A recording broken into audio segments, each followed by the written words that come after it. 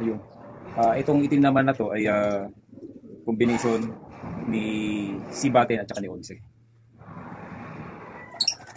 Ayan. Yung mga lahi ng ibon natin is naglalaro lang doon sa ganung lahi. Sibaten, Onse, kay Blue. Ayan. Then yung mga bago nating mga pinoproduce ngayon is Garuda SBR, Garuda African Black Eagle. Ayan. Tapos yung Imbrek Garuda.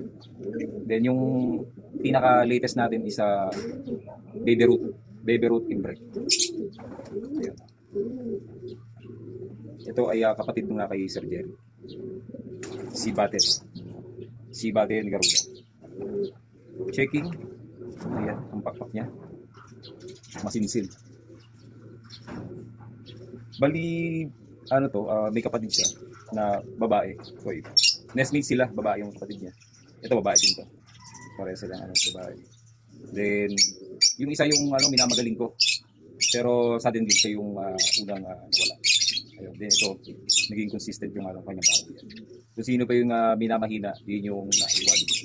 Kaya talagang mas maganda kung ang ibon ay ililipad bago mahusgahan. Ang ring niya, isang camring at EDPC.